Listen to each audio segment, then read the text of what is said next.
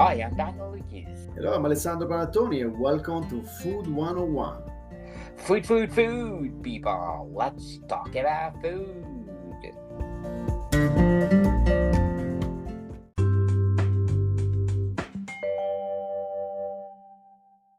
Oh, Chefy! Another week. Yes, another work day.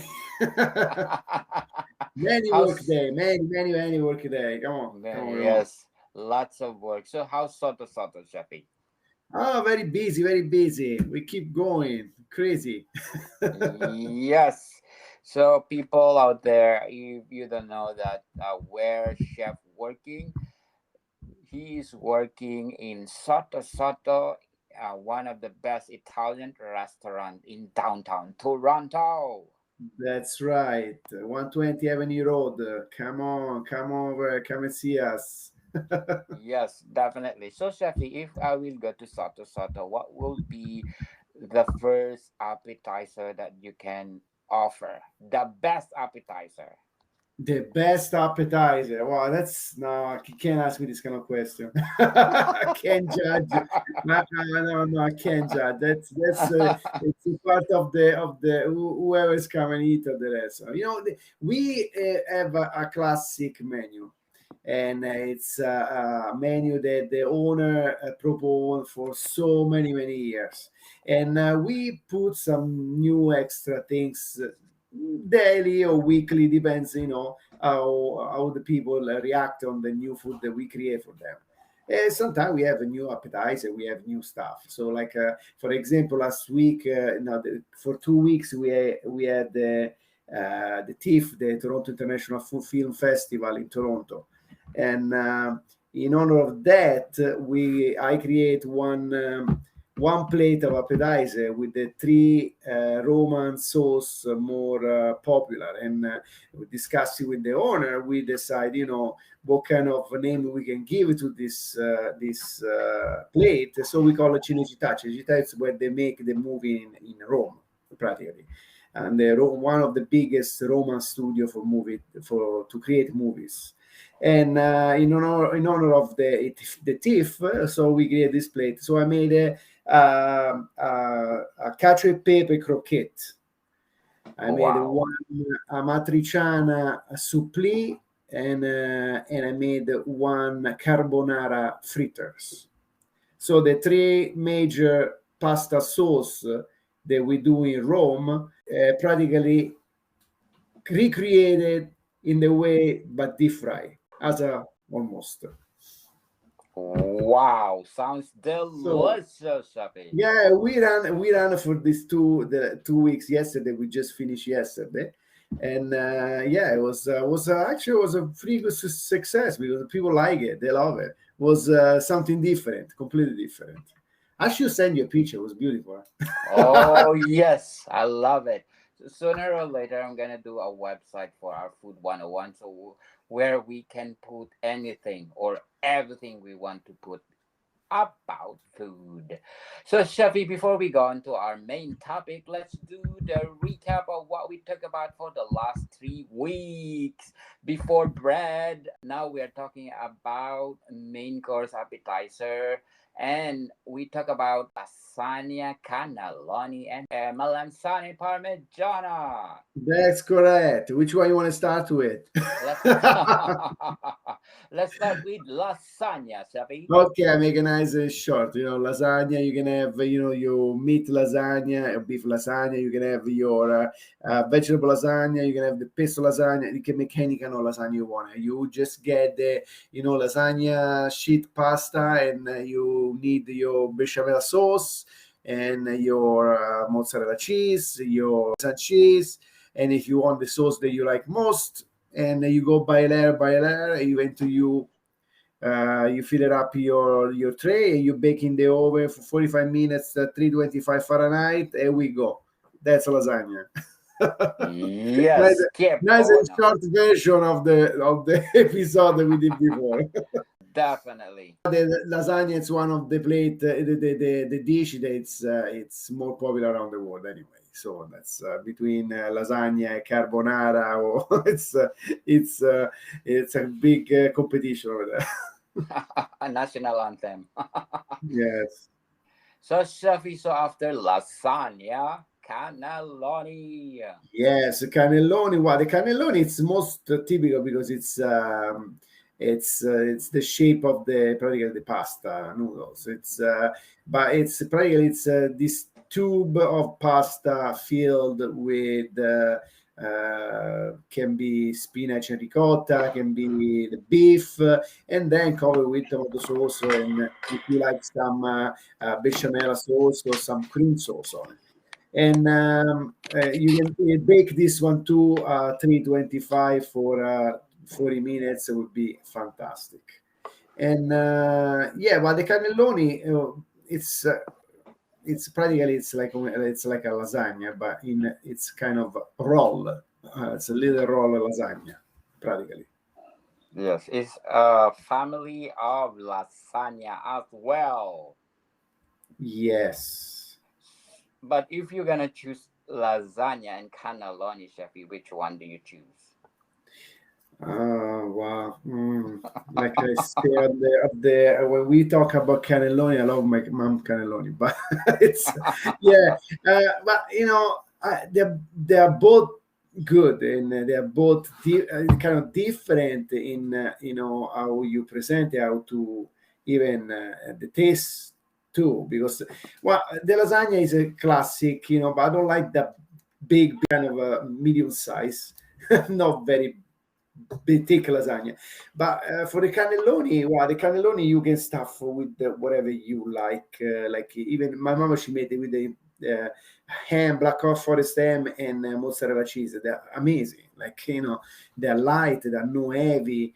So let's say the cannelloni can be lighter than lasagna a little bit, but tough for me to decide which one is more more good. I can't decide that. Sorry. I think let's do like this. One Sunday we do cannelloni, one Sunday we do lasagna. It's Yeah, yes, fair enough. But people, cannelloni or lasagna, whichever you're gonna choose, they are delicious. yeah, but it depends of your flavor, your taste. You can arrange. It's like a lasagna. You can arrange any kind of lasagna you want if you want, and even same thing with the cannelloni. So and then now you can go to the store. You can find already the cylinder of cannelloni already done, the shell. So you just fill it up. You just put on the tray. You put the sauce. You put it in the oven. So it's so easy. But Definitely. yeah, but homemade is much much better. Yes, homemade people. So, Of Shafi, course. after the cannelloni, let's do the recap of what we talked last week. Parmigiana is Parmigiana. one of my favorite. Like I said last time, if I gotta eat eggplant parmigiana, I'm gonna need at least one loaf of sourdough bread because otherwise I can eat it without. Eggplant parmigiana is it's an amazing dish. Can be a side dish, can be a main course, can be even appetizer eventually. How good it is, and it's a simple eggplant. Deep fry and just layer after layer with the tomato sauce and parmesan and mozzarella cheese and fresh basil, and that's it. You just put in the oven, cook it 325 55 minutes. Here we go. They come out so good. And you just let it rest 10 minutes just to make sure that the mozzarella cheese is doesn't lose all over, and even it doesn't, it's easy to cut after, could take a rest, take a little bit rest. And yeah, they're amazing. You can even eat cold because they're so good. Yes, che buono, as they Oh said, yes, people. absolutely. So, either lasagna, cannelloni, or parmigiana, something to die for, right, Oh yeah, Shafi? absolutely, absolutely. It's something that you will crave for it the moment you taste it. But And if you so, ask me now which one I prefer, I want to go definitely say eggplant parmigiana. yes. So Even if I like lasagna, I like cannelloni, but eggplant parmigiano, it's like my favorite pasta fagioli. Same thing. or either melanzane cannelloni. Oh, Yeah. something else, people. Do your imagination. As we said, Chef and I are encouraging you to do your imagination in the kitchen. Make experiment. Oh, Who knows? absolutely. Who knows, you are the best in the making. That one of, let's say, Parmigiana is created in 17th century, right, Chappie? Yeah. Yes. See, until now, Parmigiana is famous. So, people, go for it. Create something that it will echoes for our generations to come. So, Shafi, before we go on to our main topic for this week, we are talking about Italian cuisine. We're gonna shout out to the people listening in Italy. Oh, yes. Oh. Hello, ciao, buongiorno a tutti quanti. Sì, buongiorno a tutti. Grazie mille for listening to us. In Tuscany, Chevy, we have got 17%. Lombardy at 13%. Oh, Lazio at 13%. Campania at 8%. Sardinia at 8%. Emilia Romagna at 7%.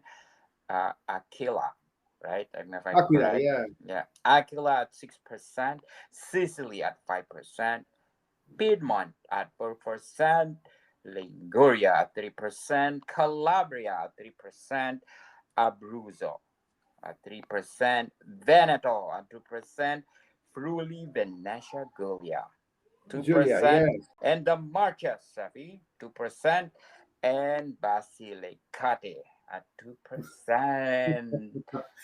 I need you to do a course of Italian with me, okay?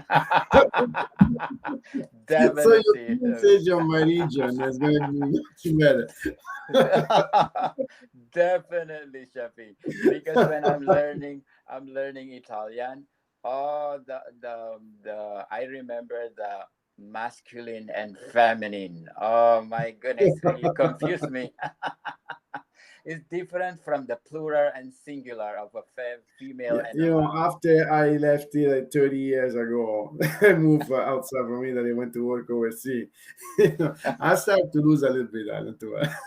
So, But you still got your accent, and of course, oh yeah, I love Italiano my accent. Vero.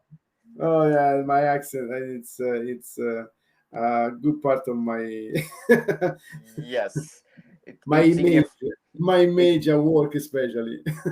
definitely, Shafi. It signifies that Italiano Vero. That's right, I am.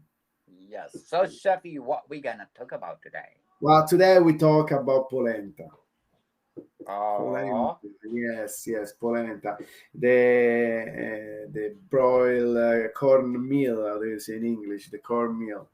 Um, it's an historical dish, an Italian dish, and then late in who was in the 16th century, some Italian people bring from the states the corn to start to use cornmeal in Italy, because otherwise before it was using different things in Italy. Um, so they use farro, chestnuts, and chickpeas, to make kind of polenta before long time ago. But with the arrival of the corn from the states, and then the cornmeal, then was completely different. The flavor, of course, and it's all over the world. It's even in Brazil they use a lot of polenta. And the good thing about polenta, you can do different way. You can grill it, you can just eat like that hot and with the sauce, or you can even deep fry the polenta. And yeah, I got good memories about polenta. I love polenta. Polenta remind me the winter time when I was in Italy. I was a child, my childhood with my family, and I still remember my grandpa, my dad turning. Take 45 minutes to cook polenta. And then when my Yes. parents making polenta, they was making not for only 10 people. They was making for 20, 25 people. And then it was all that turn around with this big wood spoon. You can't stop turning, so you got to keep going for 45 minutes. So then after when I start to get, 16 years old, I start to do too. I help them to turn around. It's a pain, eh? It's a pain, but then it Yes. was good. Yeah, I remember when I was a child, there was a steel that was using this big, huge wood border, and they was dumped all the polenta on top of this big, huge border, like maybe 2 meters, 2 meters and a half big, and then they was spreading this cornmeal on the wood, and then they was putting the sauce. They would put in the sauce that got to be in Rome, got to be with the sausage and ribs, pork ribs. Yes. Absolutely, and tomato sauce with that. It was putting all that on top. And sometimes you find a sausage in one way, you find a piece of ribs another place. So it was a fight, to get who's gonna get the sausage, who's gonna get and then lots of pecorino cheese, lots of parmigiano over there, and yeah, it was good. It was a good memory. I love it. I love it. It's really remind me the winter time in Italy. Yes, it's something else, people. Polenta. I have a fun experience about polenta, Chefy, too. I Yeah. burned it the first time I did. My goodness, I burn it because I cook it like a rice. There's so many different way how to make it. Like Yes. yeah, you can like the way that I like it, you have to cook for 45 minutes. There is no freaking way. And I remember, well, now on the store you can find polenta that will be done in 5 minutes, but I don't know. I don't trust too much that one, but this is good. Okay, it's good. Okay, no problem for me. But if you go, I remember my parents, they're very picky on that. So they go to the specific place to buy the very good cornmeal. And then when we make, you gotta cook 45, 50 minutes in boiling water.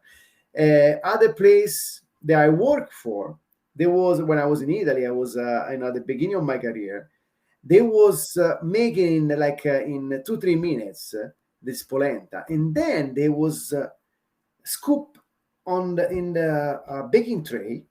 Then they finish in the oven for 35 minutes. So you don't have to Yes. mix it because it's gonna cook in the oven. So it was a different, difference, not like the way that I like it too much, but it was a different way how to cook the polenta without, uh, the power of your muscles.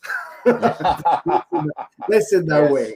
Yes. And Yes. yeah, it's pretty cool. But always, I think the best one it's always there. Over there you turn on for 45 minutes. Then after that, you can even put on the side a different bowl without sauce. And then the next day you can flip it over and you can cut it and make it like a almost steak, but you can grill that polenta, or you can even pan sear. And I want pan sear is good too. Trust me. You pan sear the polenta, you put on the plate, and you can put even some codfish, or um, different topping on it. It's just a very something different. Even for appetizer, for example. Yeah, you can make a little square. You grill or you pan sear, and then you can put a little bit caviar on top.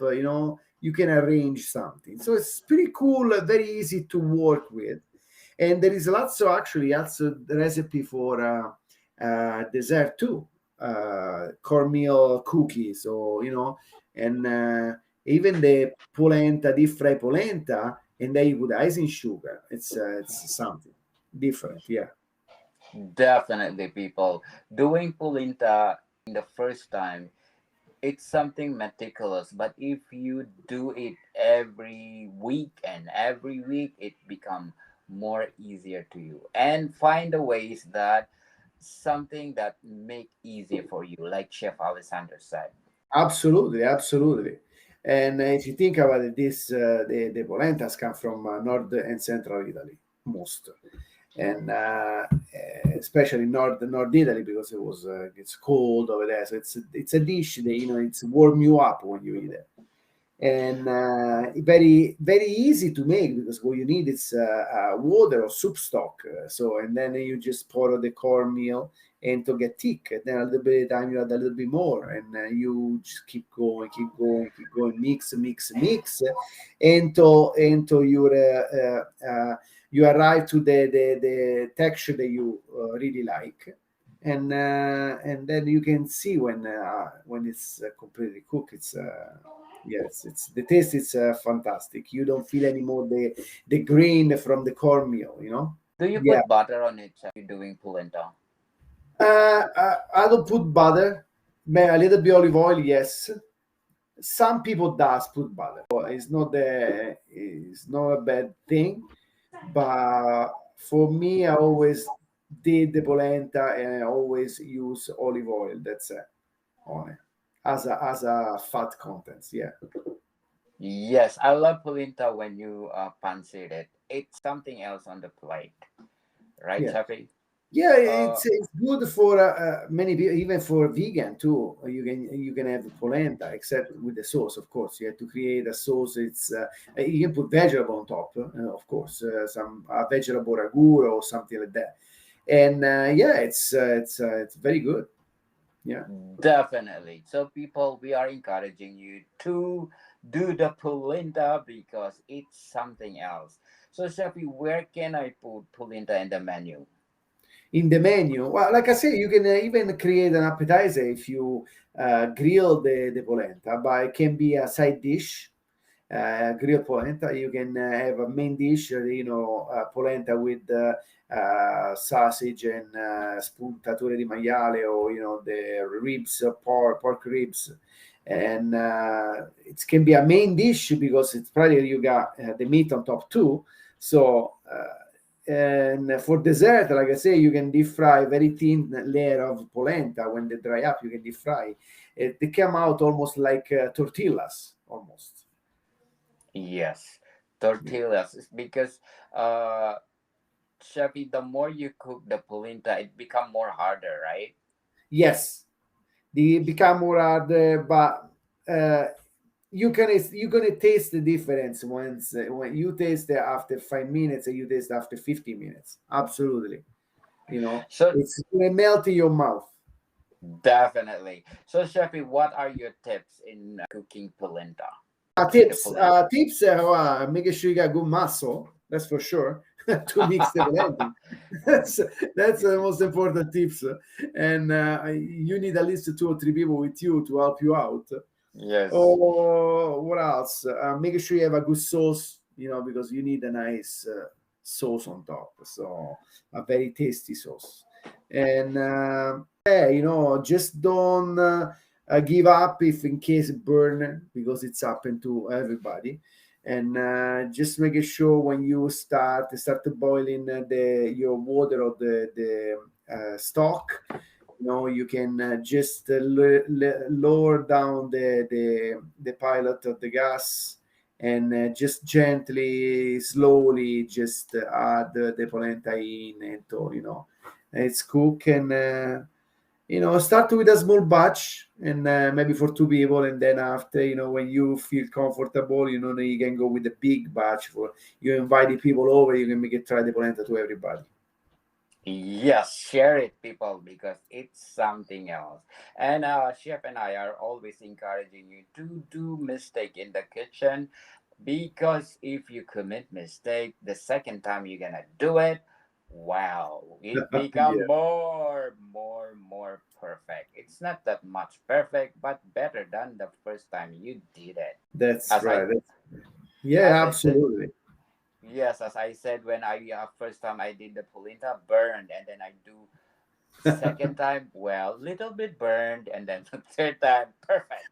But you know what? On the net, there is so many recipe to how to use polenta, how to make polenta, and even for the sauce that you can add on it. There is so many good, recipe. And of course, we can share that one too if they want. If they want to hear what kind of sauce we can use for the polenta, we can do. We can tell them and we can give the recipe. No problem. Definitely, Shafi. So can you give one sauce for polenta? That's good for. One sauce. I already told you before was the with the tomato sauce and sausage and ribs. That's my favorite anyway. And Yes. yes, that's my favorite on it. It's the best It's match because we put lots of pecorino cheese on it, and oh my god, yes. so, Shafi, if you compare polenta to risotto, it is more difficult to cook. Uh, mm, but they're both not very easy. Mm, I would say maybe it's easier to make polenta than risotto because risotto, if you need to know how much water you have to put and when you have to stop to add broth, water broth, and so if you put too much, you're going to overcook the rice, and but the polenta you can keep going and never get bad. It means like you know if it's soft, you just gotta add more polenta on it. That's it. More flour, more cornmeal. But for the risotto, once you overcook the risotto, you can go back. So Yes, definitely. I Well, think I think absolutely the risotto is more a little bit more complicated for. beginners. Thank you, Lisa Notes, for our latest scores of 41, and our podcast is belong to 1.5% popular show globally. Thank you, Lisa Notes, and please do grab a copy of our books, not only one people, but seven volumes. Volume 1 to 7. It's all about how to create a delicious food. And that is our season 1 and the 100 episodes of our Food 101. Thank you, Feedspot, for being the number 12 best food podcast on the planet. Yes. Wow. And Thank you. And yes, and we are so grateful for that. And watch out for our culinary course this coming next year. I hope you're gonna like it and try to study culinary through our online course. So, Shafi, let's invite them to, well, try to cook polenta. Yeah. Well, it's try to cook polenta at home. Don't be scared. Definitely, people, we are encouraging you to cook polenta because it's something else good for side, for main course, appetizer, or if imagination is too far from us, you can do dessert or everything you want. Yes.